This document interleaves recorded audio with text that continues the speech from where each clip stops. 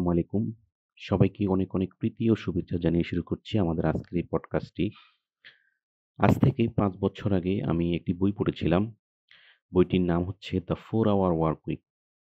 বইটির যে core concept, সেই কনসেপ্টগুলো আমি তখন খুব একটা ভালো বুঝি নাই। তো পরবর্তীতে অর্থাৎ রিসেন্ট ইয়ারে আমি যখন আমার প্রফেশনাল লাইফে যেকোনো কারণে আমি বইটি নিয়ে আমার আবার স্টাডি করা হলো। বইটির কনসেপ্টগুলো আমি আবার বোঝার চেষ্টা করলাম। আমি খুব মুগ্ধ হলাম এই বইয়ের কনসেপ্টগুলো আমার খুবই ভালো লেগেছে। তো আমি চিন্তা করলাম আমি আমার এই বইয়ের কনসেপ্টগুলো আমার বন্ধুদের সাথে শেয়ার করি। আশা করি আমার বন্ধুরা এই কনসেপ্টগুলো বুঝলে উপকৃত হবেন। তো বইয়ের মূল যে concept, the 4 hour work week, that means যে আপনি সপ্তাহে আ মানে ৪ ঘন্টা কাজ করুন, বিষয়টা এমন নয়। এখানে মূলত হচ্ছে একজন মানুষ আ তার প্রতিদিন তার জীবিকা অর্জনের জন্য তার প্রফেশনাল লাইফে বা পার্সোনাল লাইফে যতটুকু সময় কাজ করে, সেই কাজের সময়টাকে কিভাবে সেই কাজটাকে আরো বেশি efficiently এবং effectively করলে সে কাজের সময়টাকে আরো কমিয়ে আনা যায়। ধরুন আপনি এখন ৮ ঘন্টা কাজ করছেন। এই ৮ ঘন্টার সময়টাকে আপনি কিভাবে ৬ ঘন্টা কাজ করলে সেইম ৮ ঘন্টা কাজের আউটপুট আপনি নিয়ে আসতে পারবেন। ৬ ঘন্টা থেকে ধরুন ৪ ঘন্টা। অর্থাৎ কাজের efficiency effectiveness টাকে এমনভাবে ইনক্রিজ করা যাতে করে অল্প সময় অল্প সময় ইনভেস্ট করে আপনার বেশি সময় কাজের যে আউটপুট, সেই আউটপুটটা নিয়ে আসতে পারেন। লেখক খুব সুন্দর একটি ফ্রেমওয়ার্ক এখানে আমাদের সামনে উপস্থাপন করেছেন। অর্থাৎ একটা ফ্রেমওয়ার্কের মাধ্যমে আপনি কিভাবে কাজটা করবেন, তার স্টেপগুলো তিনি আমাদের সামনে শেয়ার করেছেন। তো এই ফ্রেমওয়ার্কটির নাম হচ্ছে ডিল। DEAL। এখানে ডি ফর হচ্ছে definition, E for elimination, F for automation, L for liberation. প্রথমে ডি অর্থাৎ ডেফিনিশন। ডেফিনিশন স্টেজে লেখক বলছেন যে আপনি যে কাজটি করবেন, সেই কাজটিকে ভালোভাবে ডিফাইন করতে হবে আপনাকে। কাজটি কি? কাজটির গুরুত্ব কি? কাজটি কিভাবে করতে হবে? এই কাজের consequence কি? এই কাজের আউটকাম কি? এই কাজ আপনাকে কে ডেলিগেট করেছে?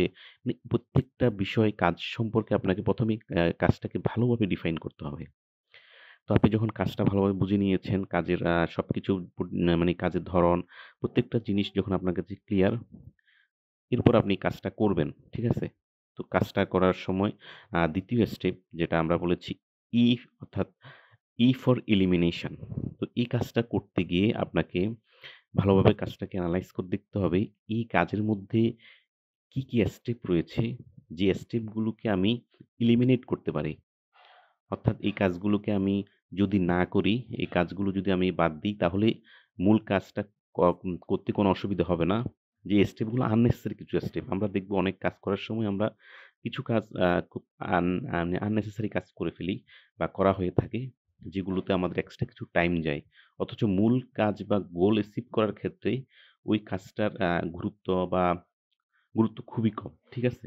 তো এই ধরনের কাজগুলো যেগুলো তুলনামূলকভাবে কম গুরুত্ব মূল রেজাল্ট পাওয়ার ক্ষেত্রে সেই কাজগুলোকে এলিমিনেট করে ফেলা। এখানে তিনি খুব সুন্দর একটি সূত্র তিনি উল্লেখ করেছেন যেটা হচ্ছে 80-20 প্রিন্সিপালস প্রোটোর বেলফ্রেডো প্রোটো। তো উনি বলছেন যে আমাদের যে কাজগুলো সেই কাজের যে ফলাফল, বেশিরভাগ কাজের ফলাফল আসে 80% ফলাফল আসে কিন্তু 20% ইফোর্ট থেকে। অর্থাৎ 20% এফোর্ট বা রেজাল্টটা আপনার ইনপুট দিবেন হচ্ছে আপনি ইনপুট যদি 20% হয়, 80% আউটপুট আসে। ঠিক আছে? এখানে 80-20 প্রিন্সিপালসটাকে তিনি তুলে ধরেছেন যে কিভাবে আপনি আ ওই সমস্ত ইম্পোর্টেন্ট কাজগুলোকে আইডেন্টিফাই করে ওগুলোর দিকে বেশি গুরুত্ব দিবেন। যাতে করে আপনার রেজাল্টটা কম ইনপুট দিয়ে বেশি রেজাল্টটা আসে।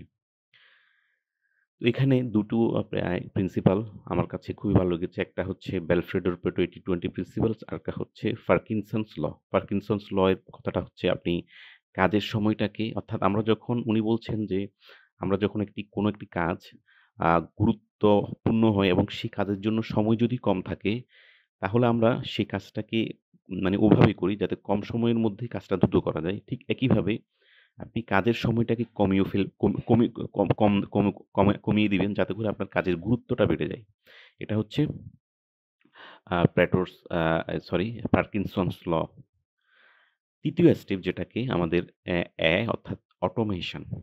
অটোমেশন স্টেজে আসে আপনি যখন কাজের যে স্টেপগুলোকে করবেন সিদ্ধান্ত নিলেন, যে কাজগুলো আপনার এখানে মুখ্য বা ফলাফল আনতে আপনার মুখ্য ভূমিকা পালন করবেন।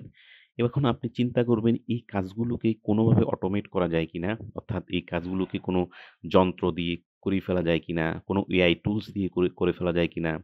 কোনো থার্ড পার্টি ফ্রিল্যান্সারকে দিয়ে করা যায় কিনা? অর্থাৎ আপনি এই কাজটা করার জন্য যে পরিমাণ টাইম, এনার্জি ইনভেস্টমেন্ট করবেন, এর চাইতে কম সময়, কম ইনভেস্টমেন্ট, কম এনার্জি, এফোর্ট দিয়ে আপনি কোনো এক্সপার্টকে দিয়ে এই কাজটা করিয়ে নিতে পারেন কিনা, সে বিষয়টা কিন্তু আপনি কনসিডার করতে পারেন।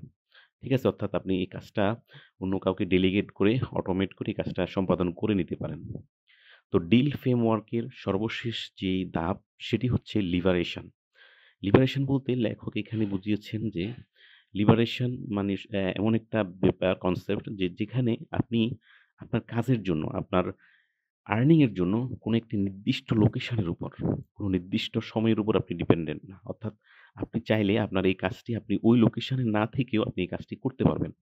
আপনি ধরেন ঢাকায় আছেন, কোনো সমস্যা নেই। চিটাগাং এ আপনার ফ্যাক্টরি বা চিটাগাং এ আপনার অফিস। আপনি ঢাকাতে না থাকলে যে আপনার কাজটা বন্ধ হয়ে যাবে বা কাজটা হবে না, এরকম কিছু না।